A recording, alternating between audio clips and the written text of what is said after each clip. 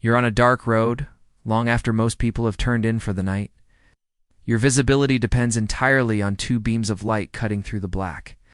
But what if those beams are quietly failing you, not all at once, but gradually, over months and years? What if the danger isn't a sudden breakdown, but a slow decline, engineered into the very materials you trust? That's where most people are caught off guard. Not by dramatic failure, but by invisible decay. And that's exactly what we're breaking down today, because this isn't just about fixing a problem. It's about understanding how and why modern systems fail, and how older knowledge often holds the solution. By the end of this, you won't just see better at night. You'll think differently about the tools you rely on every day. The story begins in an era when simplicity wasn't a compromise, it was a strength. For decades in the mid-20th century, vehicles were equipped with sealed glass headlights. These weren't just durable, they were standardized. If one failed, you replaced it anywhere, anytime, for a few dollars. There was no dependence on specialized parts or expensive service centers. Glass, as a material, was nearly perfect for the job.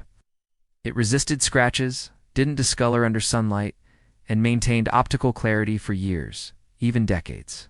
A car built in the 1960s could still have clear, functional headlights well into the 1980s without any intervention.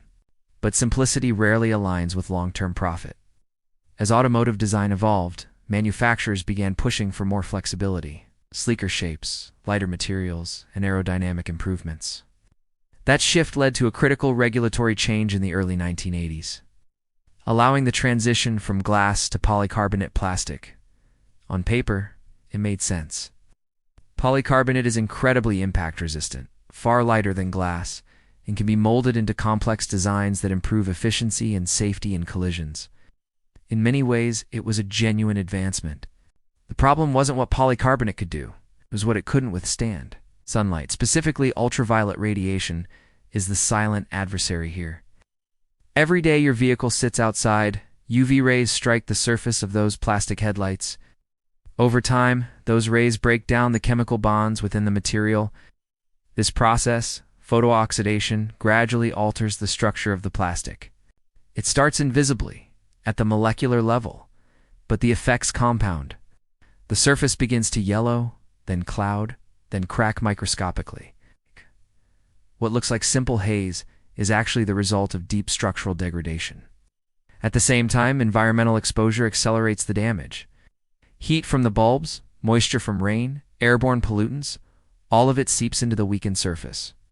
The protective coating applied at the factory, which is only a fraction of a millimeter thick, eventually wears away. Once that barrier is gone, the plastic is left fully exposed. From that point forward, deterioration speeds up dramatically. And here's the part most people underestimate. This isn't just cosmetic. When headlights lose clarity, they don't just dim, they distort. Light no longer projects in a focus beam. Instead, it scatters. That means less illumination where you need it and more glare for oncoming drivers. Studies have shown that aged, oxidized headlights can lose the majority of their effective output. Not a minor reduction, but a severe drop that directly impacts reaction time and road safety.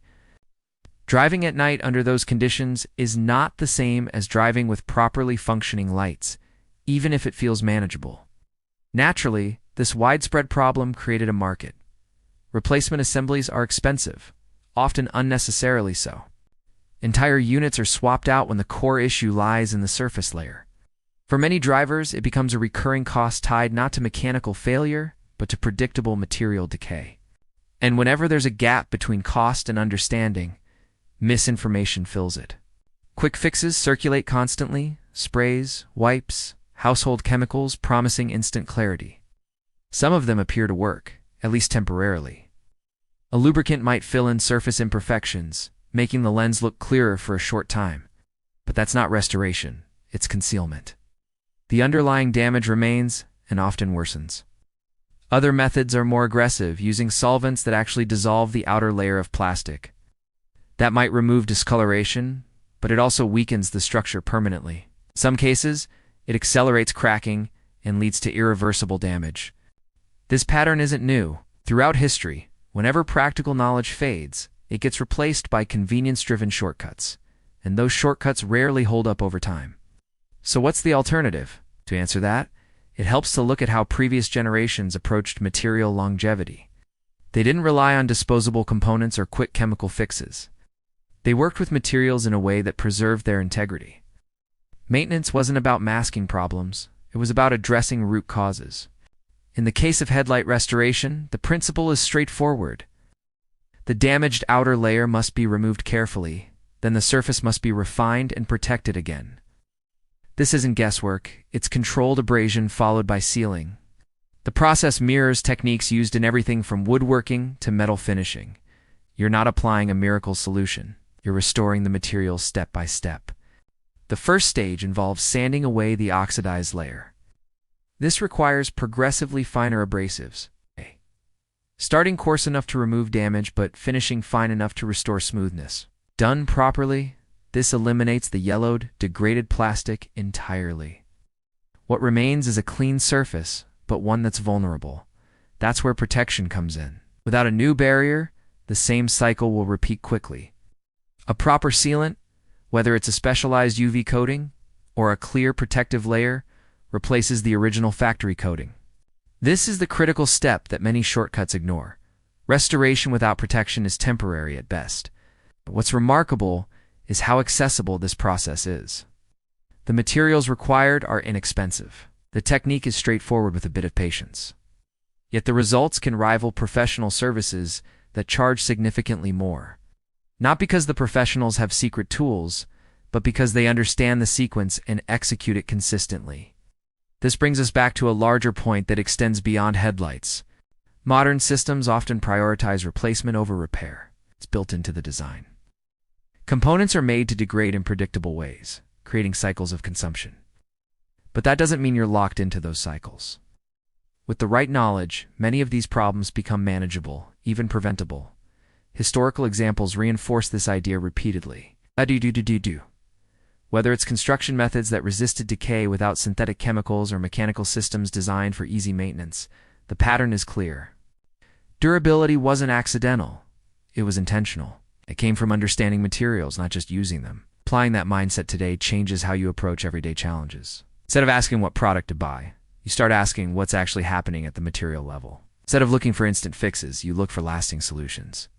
That shift alone puts you ahead of most people dealing with the same problems, and it's not about rejecting modern technology. Polycarbonate, for all its flaws, still offers advantages that glass never could. The goal isn't to go backward, it's to use what we have more intelligently, to recognize where systems fall short and compensate with informed action. Because at the end of the day, survival, whether on the road or in broader life, comes down to awareness, not just reacting to problems, but understanding them before they escalate.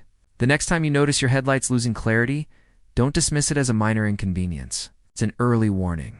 It's a small, manageable issue that can become a serious risk if ignored. And more importantly, it's an opportunity to apply a principle that extends far beyond your vehicle. Learn how things work, and you regain control over them. That's the difference between dependency and self-reliance. If this breakdown gave you a new perspective on something you've seen 100 times but never fully understood, then you're exactly who this channel is for. Subscribe for more deep dives into the overlooked mechanics and forgotten knowledge that still matter today. Share this with someone who drives at night more often than they should, with compromised visibility. Because sometimes the most valuable survival skill isn't dramatic at all. It's knowing how to fix what everyone else replaces.